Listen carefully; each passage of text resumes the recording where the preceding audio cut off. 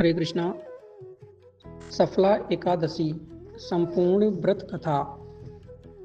धर्मराज युधिष्ठिर ने पूछा, हे भगवान, पौष मास के कृष्ण पक्ष में जो एकादशी आती है उसका नाम क्या है तथा उसकी विधि क्या है।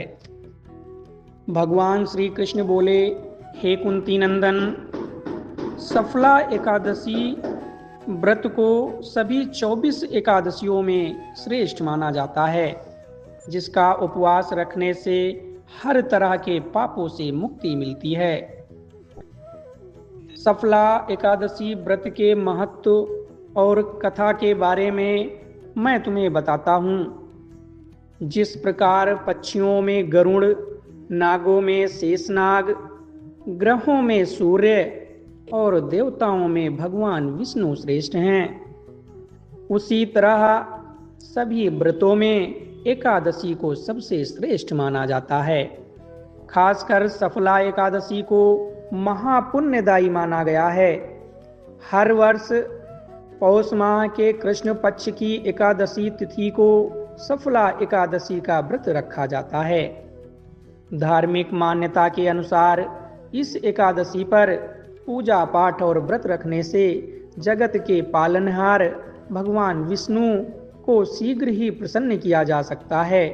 लेकिन क्या आप जानते हैं कि सफला एकादशी व्रत को रखने की परंपरा कैसे शुरू हुई? सबसे पहले किसने सफला एकादशी व्रत रखा था?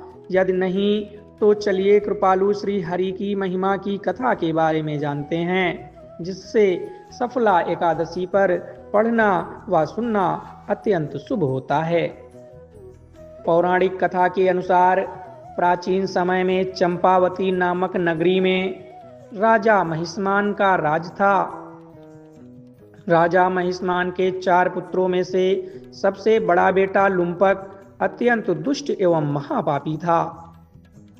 राज्य के लोग ही नहीं, प्रजा भी लुम्पक से तंग आ चुकी थी, लेकिन कभी कोई उसकी शिकायत राजा से नहीं करता था, क्योंकि वह राजा का बेटा था। हालांकि एक दिन राजा महिष्मान को लुम्पक के कुकर्मों का पता चला, जिसके बाद उन्होंने उसे राज्य से निकाल दिया। राज्य से निकलने के बाद लुम्पक एक वन में जाकर रहने लगा, जो कि देवी देवताओं को अति प्रिय था। वन में एक प्राचीन पीपल का वृक्ष था, जिसके नीचे वह सुबह शाम विश्राम किया करता था, और उस पेड़ में देवताओं का वास था, और वह जंगल में लगे हुए वृक्षों से फल व मांस खाया करता था। एक दिन वन में ठंडी ठंडी हवाएं चलने लगीं, जिसके कारण लुम्पक मूर्छित होकर गिर गया और अगले दिन तक वैसे का वैसे ही पड़ा रहा। जब सूर्य निकला तो उसकी गर्मी से लुम्पक जागा और वन में भोजन की खोज करने लगा। उस दिन लुम्पक शिकार करने में असमर्थ था, जिस कारण वो फल पेड़ से तोड़कर लेकर आया। हालांकि भूखा होते हुए भी लुम्पक फलों का सेवन नहीं कर सका, क्योंकि वह उस दिन बहुत देर हो चुकी थी, संध्या का समय हो चुका था। अतः उसने फलों को पीपल की जड़ के पास रखा और दुखी मन से कहा, हे ईश्वर, ये फल आपको ही अर्पण हैं, इनसे आप ही तृप्त हों। ये कहते ही वह रोने लगा और पूरी रात रोते रोते ही व्यतीत कर दी। 24 घंटे से ज्यादा समय तक लुम्पक भूखा रहा, जिस कारण उसने अज्ञानतावश ही एकादशी का उपवास पूर्ण कर लिया।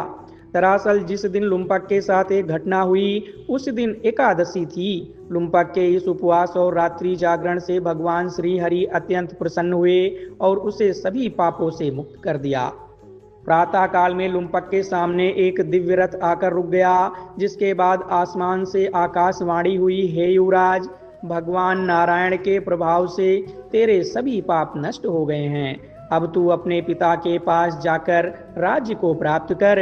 आकाशवाणी को सुनकर लुम्पक खुश हुआ और अपने पिता को जाकर पूरी बात बताई।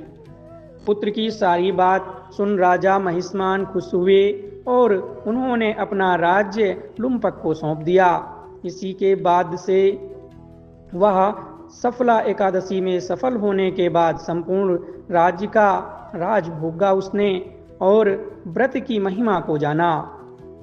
उसे भगवान विष्णु की विशेष कृपा प्राप्त हुई और उसके सभी पाप नष्ट हो गए। सफला एकादशी के दिन व्रत रखने से राजसूय यज्ञ का फल मिलता है। सभी को सफला एकादशी व साल में पड़ने वाली सारी एकादशियों का पालन करना चाहिए व रात्रि जागरण करके सुबह निश्चित समय से व्रत का पारायण करना चाहिए। सफला एकादशी की जय।